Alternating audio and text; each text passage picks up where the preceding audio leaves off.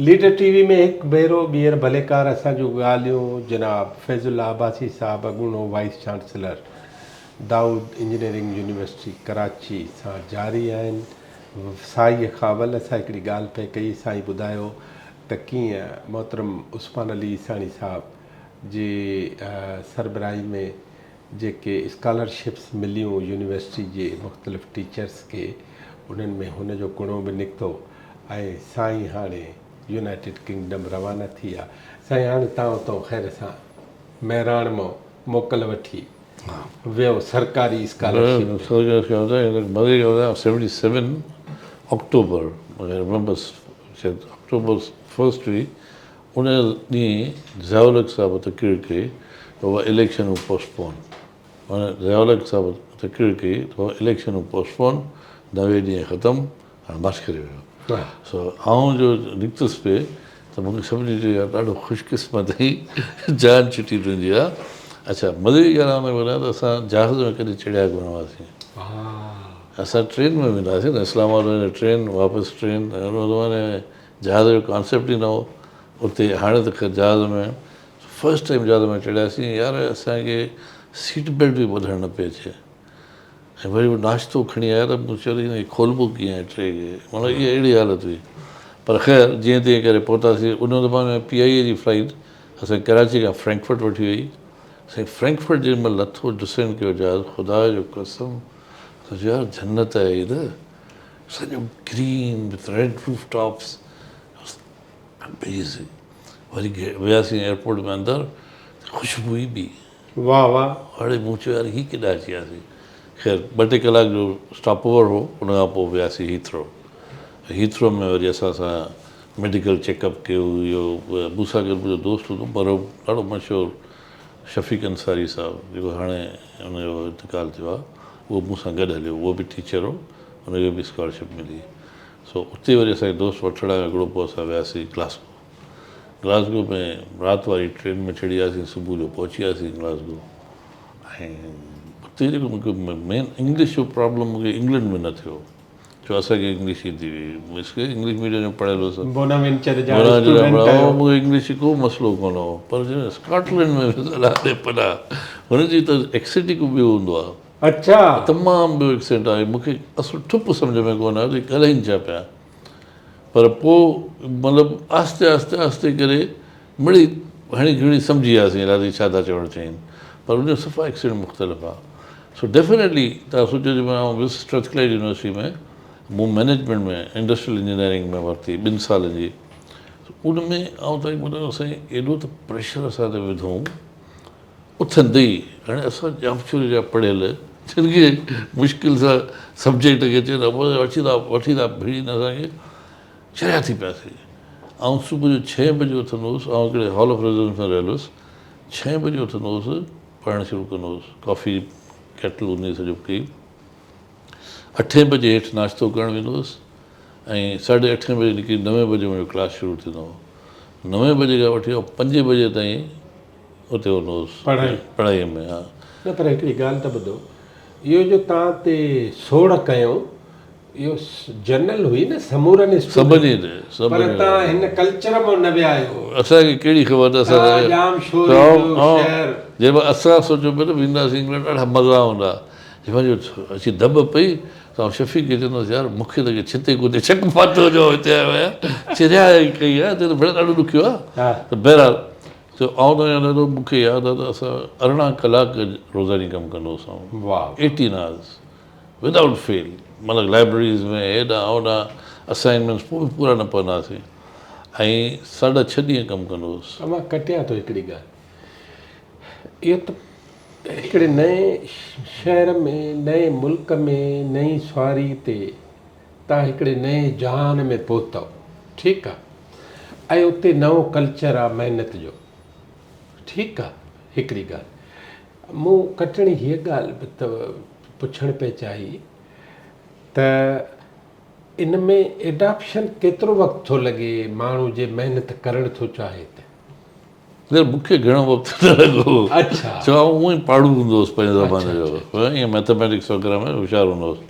पर मूंखे जेको मेन शइ हुई उहा हुई की वक़्तु घटि पियो लॻो ऐं मुक़ाबिलो सख़्तु पियो लॻो कमु घणो ॾाढो पर आउं पुॼी पियुसि ऐं हुन में जेको आहे न बाक़ाइदे मुंहुं ॾिनुमि ऐं हुन में तव्हां ॿुधायो कपिड़ा असांजे हेठि लॉन्ड्री हूंदी हुन में धोअंदासीं हा ऐं इस्त्री बि न कंदा हुआसीं असां कॾहिं इस्त्री सोची कान हुई टाइम ई कोन हो पोइ उहे ई कपिड़ा वरी पाए वरी सिधो यूनिवर्सिटी माण्हू इस्त्री कनि बि नथा हा न पर पोइ फज़ीलत सां को अच्छा ॿियो वरी हितां अफ़ज़ल टेलर खां सूट सिबराया वियासीं ऐं बूट वरी बाटा जा सो अची पहिरीं बारिश में बूट त सुॼी पियो सफ़ा अड़ी मूंखे हे ऐं हुन में पाणी अंदरि अची वञो थधि में मरी वियासीं पोइ नवां बूट वरितासीं नवां कपिड़ा वरितासीं ऐं उहो अनुराग हिकिड़ो हूंदो आहे जेको ओवरकोट टाइप उहो वरितोसीं बारिश लाइ सो सियारे में एडजस्टमेंट्स ॾाढियूं करणियूं पियूं असांखे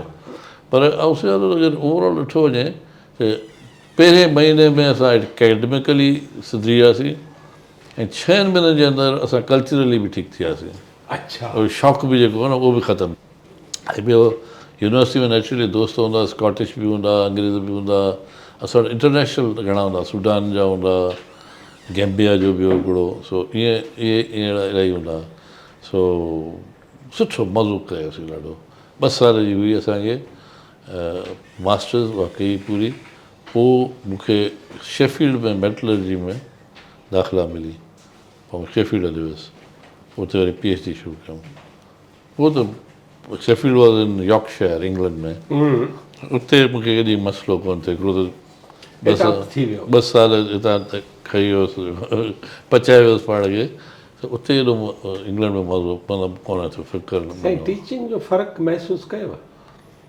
यार असां पाण टीचिंग कई आहे हुते मतिलबु इन द सेंस जो PhD पे कई न हितां जॾहिं तव्हां स्टूडेंट आहियो हा ऐं तव्हांखे पढ़ाइनि उतां जा टीचर्स था पोइ फ़र्क़ु हो आउं त सच ॿुधायांव हिकिड़ो 2-3 टीचर्स अहिड़ा हुआ जो पढ़ाईंदा असांखे निंड अची वेंदी अच्छा सफ़ा को ज़रूरी न आहे की तव्हांखे सुठो टीचर मिले अच्छा हिकिड़ो त ईंदो उहो छा कंदो जो अची पेपर्स रखंदो सभिनी खे चवंदो हिकिड़ो खणो सो 10-15 पेजिस उहो लेक्चर हूंदो पोइ उनखे पढ़णु शुरू कंदो असां पिया ॾिसंदा हुआसीं हुनखे हिकिड़ो पेज ॿियो पेज पर उहो ॾाढो ज़बरदस्त रिसर्चर हूंदो हुओ अच्छा पब्लिकेशन तमामु घणियूं हुयूं पर पढ़ाइण में सफ़ा ॾाढो जेको असां सम्झो न पढ़ाई उते बसि इहो तव्हांखे मिलियो हाणे वञी घरु पढ़ो इट्स लाइक दैट सो ज़रूरी न आहे की तव्हांखे सुठो बाक़ी जॾहिं मां PhD पे कई त मूंखे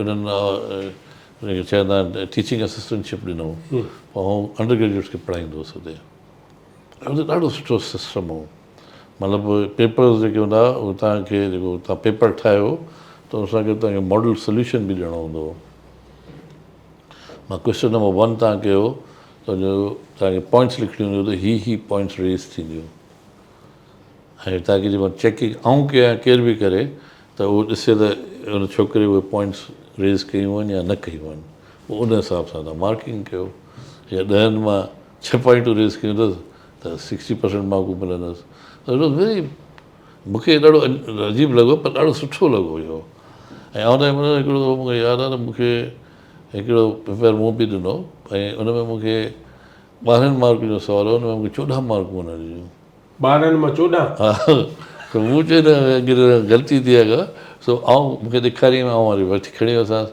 मुंहिंजे ही मूंखे 14 था ॾिना आहिनि उहो छो चई यार ॾिस मूं वटि हुयूं ही 10 पॉइंट्स तूं 2 पॉइंटूं एक्स्ट्रा कयूं आहिनि जेके मूं वटि कोन हुयूं अच्छा त तंहिंजे करे इहे जेके 14 मार्कूं ॾिनियूं आहिनि उन्हनि 2 पॉइंट्स जे करे माना 12 मां 14 ॾेई वियो वरी मूंखे it's like that it's very objectively तमामु सुठी तरीक़े सां थींदो कमु ईअं न सो या ठीकु आहे बी एड फन शेफील्ड में बि सुठो रिसर्च बेस्ड हो सॼो ऐं it's difference between course work and research so pressure एतिरो रिसर्च में न हूंदो आहे सो मज़े सां रिसर्च बि कईसीं शादी बि कईसीं अच्छा उन दौर में छो आउं हिते पाकिस्तान आयो हुउसि ऐं मुंहिंजी शादी थी पोइ पंहिंजी वाइफ खे वठी वियुसि होॾां पोइ मुंहिंजो पहिरियों पुटु उते ॼायो वॾो पुटु जेको आहे शेफील्ड में अलहमदिल्ला अलाए शुक्र आहे।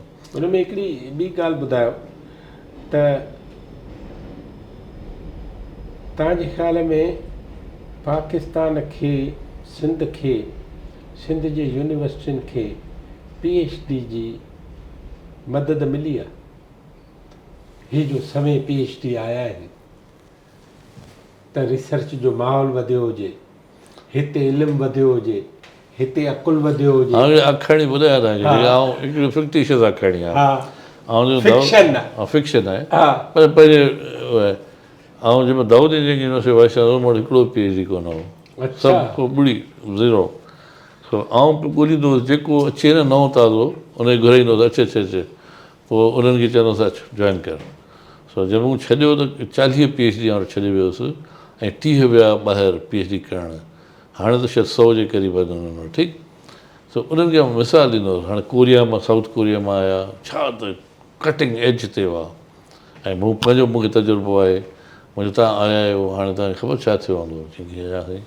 मुंहिंजो तव्हां पंहिंजी 2 हफ़्ता त दोस्त सां रहिया हूंदव कराचीअ में, ॻोठ में घर, सो गुलिस्तान जे जौहर में या किथे सफूरा ॻोठ में उनजो पोइ ॻोल्हे उन तव्हांखे फ्लैट वठी ॾिनो हूंदो। उहो वरी हूंदो 5 फ्लोर ते, 5 माड़ ते, जंहिंमें लिफ्ट बि न आहे। पोइ तव्हां छा कंदव जो उते पंहिंजो हंधु बिस्तरो ठाहींदो, सभु कुझु कंदो।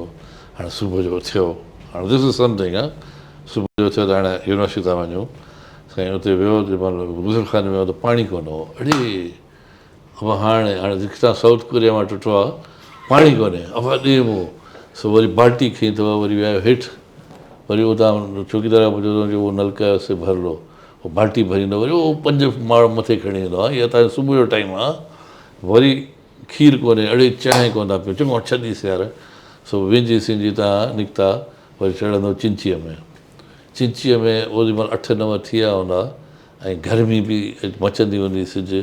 हाणे उहो दाऊद यूनिवर्सिटी ताईं सफूरा ॻोठ खां वार उभा थी वेंदा हूंदा तव्हांजा, ऐं ठका करे तव्हां पहुचंदा हूंदव हुते गेट ते। हाणे साईं तव्हां ॿुधायो पढ़ाईंदो छा ऐं रिसर्च कहिड़ी कंदो? सेकेंड ॾींहुं वरी हितां जो मोटंदो त जंहिंमहिल तव्हां घर पहुचंदो त ख़बर पवंदी त अड़े बिजली कान्हे यार, मरी वियासीं। हाणे तव्हां ॿुधायो त एॾनि PhD कंदासीं छा? हिन खे अहिड़ियुनि कंडीशन्स मां था गुज़रणो पए। आउं PhD करणु आयोसि न, 6 महीननि जे अंदरि आउं ख़तमु थी वियुसि। मुंहिंजी को जेको रिसर्च भई पूरी थी, जेका आउं हुते करे आयुसि। ऐं आउं कॾहिं हसन इक़बाल खे मूं चयो, हुन चयो त आउं घटि में घटि 5000 PhD हर साल घुराइणु थो चाहियां, ट्रेन करणु थो चाहियां। मुंहिंजे त अची कंदा छा? इहो त तव्हां सोचियो यार, हुनजी यूटिलिटी छा आहे? हा, क्वालिटी थोरी पढ़ाई जी सुठी थिए थी, पर रिसर्च जेका आउट ऑफ बाउंड। ऐं बहिराण में कॾहिं ॾिसंदा कि 2-3 डेडिकेटेड अहिड़ा हूंदा आहिनि जेके कंदा आहिनि, या NED में बि अहिड़ा आहिनि जेके कंदा आहिनि। हुनजो अवां शेफील्ड में PhD करे पोइ वरी पाकिस्तान आयो। हा, पोइ घणा माण्हू पोइ पाकिस्तान खे ख़ुदा हाफ़िज़ चई छॾींदा आहिनि, तव्हां न छॾियो? यार मूंखे मुंहिंजी अॿड़ ते हुई, ऐं मूंखे उनजो ॾाढी ॻणती हूंदी हुई यार। आउं जेको मुंहिंजी पघार ते घरु हलंदो हो, ऐं हालांकि हुते मूंखे सुपरवाइज़र चयो त यार रही पओ, तोखे पोस्ट डॉक्टरल था ॾियूं। पोइ मूं चयो न, मुंहिंजी वाइफ बि मोटी चुकी, ॿार बि मोटी चुको, मूं चयो न, लेट मी गेट बैक। पोइ हिते आयुसि, हिते ठीकु हो। आई डिड नॉट रिग्रेट या छो मोटियुसि, नो, ठीकु थियो। बिल्कुलु। पोइ छा कयो? पोइ हुनखां पोइ हिते आयुसि प्रोफेसरी कैम्प। हा, इहो शुगर में लहियमि। साईं प्रोफेसरी में सुठा शागिर्द कढिया? मज़ो ईंदो आहे ॾाढो मूंखे। मुंहिंजा शागिर्द CS ऑफिसर आहिनि। अच्छा। ऐं हिकिड़ो त मूंखे यादि आहे, हिकिड़ो DIG हो कराची जो, नालो नथो खणां। हा, सो वियासीं क़ैद आज़म जे मज़ार ते, जेको पचम कुशी थियणी आहे। जेको पुलिस वारो परियां ॾिठो, सो आयो अची मूंखे पहिरीं पई मिलियो। मुंहिंजो भाई केरु? चईं फलाणो। अड़े मुंहिंजो तूं सन्हड़ो सुकिड़ो हूंदो, हाणे मची बि वई। I get surprises like such. Some of my students are here आउं सेवण मां मोटियुसि पिए त मानी बि खाधमि रेस्टोरेंट में। 3 छोकिरा आया, साईं अस्सलाम वालेकुम, तव्हां सुञातो? मुंहिंजो न। चई असां दाऊद जा ग्रेजुएट्स आहियूं, तव्हां जॾहिं VC हूंदा हो तॾहिं असां हुते हूंदा हुआसीं। ऐं ॾाढो ख़ुशि, ॾाढो पहिरियों पई मिलिया मूंखे। हाणे इहे शयूं जेका न असांजे हिते जेका न इहो डिपेंड थो करे तव्हां कंडक्ट कीअं आहे ॿारनि तव्हां सां, कीअं रहिया पाण? तव्हां कीअं रहिया, उन हिसाब सां पोइ मूंखे त मज़ो ईंदो आहे जॾहिं ऐं तमामु सुठियुनि सुठियुनि पोज़ीशन्स ते मुंहिंजा स्टूडेंट्स वञी चुका आहिनि। ऐं हाणे त उहो रिटायर बि थी विया घणो करे। ठीकु आहे। हाणे मुंहिंजी बि हाणे साईं तव्हां हिते वापसि अचे महिराण में प्रोफेसर घणा साल रहिया हो? आउं वियुसि 84 खां वठी 93 ताईं। 93 6 years 9 years। 9 years। ठीकु आहे। मुंहिंजो बॉन्ड कंप्लीट थी वियो, हा पोइ आउं हली वियुसि शुगर मिल हणणु। शुगर मिल आयव हा 93 में? हा 93 हा। ठीकु आहे। शुगर मिल हयव, उन खां पोइ उन खां पोइ 95 में हा मूंखे हिते जॉब मिली एज डेप्यूटी मैनेजिंग डायरेक्टर श्री सदन गैस इहो दौर आहे मोहतरमा जो, मोहतरमा पीपल्स पार्टी। पीपल्स पार्टी जो। अच्छा। उन में आउं पोइ अची DMD लॻुसि नओं, मूंखे का ख़बर न हूंदी गैस कंपनी जी, ऐं हुते ढींग ढींग वेठा हूंदा ऐं आउं DMD माना नंबर 2 पोज़ीशन में हूंदो हुउसि। पोइ मीटिंगूं थींदियूं साईं, मूंखे ख़ुदा जो सम्झ में न ईंदो, मूंखे निंड अची वेंदी। पोइ मुंहिंजा दोस्त हूंदा हुते जेके चीफ इंजीनियर हुआ की कीअं हुआ, उन्हनि खे घुराए चवंदुसि मूंखे पढ़ायो। अच्छा। पोइ हुननि हिकु हिकु शइ मूंखे पढ़ाई, मेजरमेंट ट्यूशन वरिती तव्हां? ट्यूशन मूंखे महीनो लॻो, मूंखे बिल्ड थी वियो सॼो, मतिलबु ट्रांसमिशन कीअं थींदी आहे, डिस्ट्रीब्यूशन कीअं थींदी आहे, मेजरमेंट गैस मेजरमेंट कीअं थींदी आहे, ऑल द होल शिबैंग। बाक़ाइदे इंट्रस्ट सां पढ़ियो। सो मूंखे यादि आहे हिकिड़े ॾींहुं वेठासीं मीटिंग में, चङा सीनियर माण्हू वेठा, त मूं MD साहिब खे चयोसीं अगरि जानकी अमान पऊं त कुझु कयूं, त हिकिड़े चयो तेरे को कहिड़ो? MD जावेद हुसैन। हा। हिकिड़ो मुंहिंजो हाणे त पोइ दोस्त थी वियो, पर उन ज़माने मूंखे आउं न वणंदो हुउसि। मूंखे त चए तेरे को क्या पता, तू क्या बताएगा हमें, हमें तो सारी उम्र हमने गैस कंपनी में, तू अभी बताने आ गया है। अड़े मूं चयो यार हीअ छा थियो, त मूं चयोमांसि यार हाणे आउं चयो हाणे कीअं निगेट कयां। मुंहिंजो बात सुने सर, हम दोनों जो है ना मुर्गियाँ हैं, आप देसी मुर्गी हैं जो 21 दिन के बाद पैदा हुई, मैं फार्मी मुर्गी हूँ जो आधे घंटे में पैदा हो जाती है, 1 घंटे में। अची लो खिले, मुझे पोइ त सही बेड़ा मूंखे। पोइ जो मूं ॿुधायो त MD एग्रीड, यार हीअ सही थो ॻाल्हि करे। बिकॉज़ आई हैड लर्न्ड, यार हाणे इहो बि न आहे, दे वर सरप्राइज़ कि यार हिन कीअं एतिरो अची वियो जल्दी। So on the job training मूं कई ॼण त एॾे सीनियर पोज़ीशन में बि न। ऐं I think my stay as DMD was very successful, very successful. पोइ DMD खां पोइ छा थियो? I was on deputation from Mehran University. अच्छा। So पोइ बेनज़ीर साहिब जी हुकूमत ख़तमु थी त पोइ बि आउं कंटिन्यू कयो। नवंबर में वई? नवंबर में वई। हा। मूं आउं HR जो इंचार्ज हूंदो हुउसि। पोइ मूं सभिनी खे जेके कॉन्ट्रेक्ट था उन्हनि खे मूं फायर कयो। अच्छा। मूंखे घुरायो वियो घर। तव्हांखे हुकुम थियो? हा हुकुम थियो, फैक्स माण्हू त हिनखे बि कढो, हिनखे वठो, आउं ऑर्डर कढंदो हुयुसि। जंहिंमें मुंहिंजो MD बि, त मूं हुनखे चयो MD वञे पियो चार्ज कंहिंखे ॾींदासीं, त मूंखे जॉइंट सेक्रेटरी चयो तूं मथां विच में आयो आहीं, ऐं भई DMD त हुउसि न, चए जेको तोखां पोइ सीनियर आहे हुनखे ॾे। वरी उनखे घुरायोसीं, हुनखे चार्ज ॾिनई, माशाल्लाह। आख़िर में वेंदे वेंदे मूं जॉइंट सेक्रेटरी खां पुछियो मुंहिंजो छा थींदो, चए तूं डेप्यूटेशन ते कॉन्ट्रेक्ट ते कोन्हे।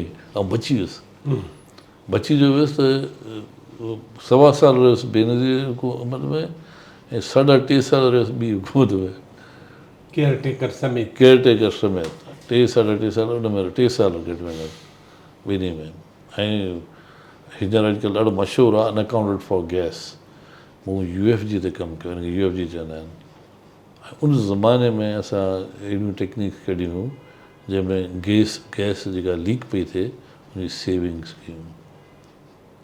ऐं अञा ताईं हाणे त सभु बंदि था करे छॾनि गैस, असां बंदि न कंदा हुआसीं, हाणे त बंदि था करे छॾनि। पर हैविंग सेड दैट असांखे उन ज़माने में ख़बर हुई गैस जी शॉर्टेज थियण वारी आहे। अच्छा। हा बिल्कुलु। असां स्टडी PND वारनि कई असांजे, ऐं ॿुधायो 2002 में असांजो जेको आहे उन्हनि सॼो ॿुधायो त बाबा ही फील्ड्स नयूं अची सघनि थियूं, सभु कुझु करे, त हुननि ॾिठो डिमांड सप्लाई गैप वधंदी पई, 2002 खां वधणु शुरू थींदी, माना डिमांड वधी वेंदी, सप्लाई घटिजी वेंदी। उन ज़माने में असां वटि इहो गैप नज़र पियो, जंहिंमें असां चयो त कतर खां गैस पाइप लाइन था वठूं, भॼण त ज़मज़मा में अलाए भिट मां गैस निकिरी आई, वॾो फील्ड आई, त हुननि उहो जेका कतर वारी पाइप लाइन अबंडन करे छॾी, हाणे असां वटि गैस घणो आहे, मिस प्लैनिंग। मतिलबु CNG पंप हणाए छॾियूं, मुशर जो दौरो वठि वठा, इहो ॾिठो ई कोन यार हीअ गैप खे कीअं फुल कंदा। हाणे असां वटि हालत ॾिसो छा आहे, इट्स अनफॉर्चुनेट, पर हाणे खैर आउं त छॾे छॾी, हाणे जेको ख़ुदा ॼाणे कीअं था कनि, पंहिंजो कनि भले वञी कनि, पर इहा I was not as only as a DMD, but as a MD also afterwards. Around 2010. MD थियो। हाँ, 2010 में आउं खे MD अपॉइंट कयो ऐं I was there till 2011 ऐं रिकॉर्ड थिया त मुंहिंजे दौर में we earned the highest ever profit for the company. अच्छा। About 7.5 billion rupees before tax. ऐं उनजो तरीक़ो जेको ईअं कोन अहिड़ो चमत्कार हो। मूंखे इहो हो त जेको उगरा वारनि ॾाढो तंग कयो ॿिन्ही गैस कंपनियुनि खे, ऐं उन में उगरा वारनि छा कयो, असांजे बेंच मार्क्स एॾा लो करे छॾियाऊं जो हाणे जीअं फॉर इंस्टेंस असांजी UFG बेंच मार्क वॉस 4.5% त असांजी UFG हुई 10%, हर परसेंट त 1 अरब रुपयो कटींदा हुआ, 6 अरब त असांजा हेॾा सिधा विया। उनखां पोइ HR जी बेंच मार्क्स इहे सभु मुंहिंजी पंहिंजे मिनिस्टर साहिब सां ॻाल्हायो, नवीद कुमार मुंहिंजो, हीअ त असांजा ख़तमु थींदासीं, असां वापड़ा थी वेंदासीं। उन असांजी मीटिंग रखी यूसुफ रज़ा गिलानी सां, सभु वेठा, मतिलबु फाइनेंस सेक्रेटरी वेठो, हिना रबानी हर फाइनेंस मिनिस्ट्री उहा वेठी, उगरा असां, सो असां ॿुधायो पियो त हीअ पोज़ीशन आहे, माना असांखे अगरि तव्हां ईअं कयो त असां त पघारूं बि तव्हां खां वठंदासीं। तंहिं ते फाइनेंस सेक्रेटरी चयो अरे हे असां वटि पहिरीं बैगिंग बास्केट में रेलवे बि पई आहे, स्टील मिल बि पई आहे, हीअ वरी किथां था अचनि, सो असांखे चयो त नवां फ़क़ीर, पर नवां फ़क़ीर असां कोन ॾेई सघंदासीं। सो उगरा चयोसीं इनएफिशिएंट फलाणा टीरा इहो सॼो, सो मूंखे प्राइम मिनिस्टर जो तव्हां ॿुधायो, मुंहिंजी साईं ॻाल्हि सही था चवनि, बिल्कुलु इनएफिशिएंसीस आहिनि, पर असांखे ब्रीदिंग स्पेस त ॾियो, असां ठीकु थी ॾेखारियूं तव्हांखे, उहो त ॾींदो न। तंहिं ते PM हुनखे कमिटी ठाही हिकिड़ी, जंहिं मिनिस्टर चयो त तव्हां वेही ऐं हिनखे रिव्यू कयो, पोइ असांजो जेको बेंच मार्क हो न, फ्रॉम 4.5% हुनखे 7.5% करे छॾियो। बेंच मार्क माना 7.5% ताईं तव्हां अलाउड आहियो, उनखां मथे पोइ तव्हांखे ॾियणु लॻंदो, ऐं उन ज़माने में असांजी जेका UFG उहा 9% जो 9% खां घटि हुई, सो मतिलबु 1.5 अरब रुपयो कटियो असांजो, बाक़ी सभु अची विया किटी में। द हाइस्ट प्रॉफिट जेको बि आहे, करे त वियासीं न तरीक़ो आहे, हा। but that was the highest profit ever, even अॼु ताईं earned by the company. So मतिलबु हिकिड़ी ॻाल्हि त ॿुधो, तव्हांखे फील थिए थो त जेको पढ़ी आयो, PhD करे आयो, रिसर्चूं पढ़ायूं, वरी तव्हां इहे नए सफ़र ते हलिया वियो, इहा बेअदबी न कयव? कहिड़े सफ़र ते हलियोसि? DMD न, मूंखे पंहिंजे यूनिवर्सिटी सां त मूं पंहिंजो बॉन्ड पूरो कयो हो न। I was under no application, 5 सालनि जो बॉन्ड हो, उहो मूं 9 साल सर्व कयो। ठीकु। अच्छा, उनखां पोइ बि जंहिं मोटियुसि त I was there for 2 more years, 2 साल ॿिया हुअसि हिते हरण में, 11 साल आउं भॼी कोन वियोसि। अच्छा। आई वॉज अ रेपुटेशन, ऐं या सेबेटिकल वरिती हुअमि जंहिं महिल शुगर मिल वियमि, त पहिरियों दफ़ो सेबेटिकल प्रोफेसर्स खे ॾिबी आहे त भले वञी फील्ड में कमु करे पोइ मोटी अचनि, ऐं गॾु सेबेटिकल, पोइ ईअं कोन कयुमि, पर ठीकु आहे, academics was a great thing, पर मोटी आयुसि न पोइ, जो वाइस चांसलर थियोसि माना वरी एकेडमिक्स में मोटी आयुसि न, ऐं that has been my passion, teaching मुंहिंजी पैशन आहे। हाणे तव्हां वाइस चांसलर कॾहिं थियो? 2013। नाज़रीन, हिकु नंढड़ी साई खां पोइ असां साईं हिकिड़े नए सफ़र ते रवानो थियो, वरी एकेडमिक्स ते, वरी तालीम जे पासे रवाना थियनि था। हिकिड़ी नंढड़ी साई खां पोइ वरी त साईं सां ॻाल्हायूं, असां सां गॾु रहिजो।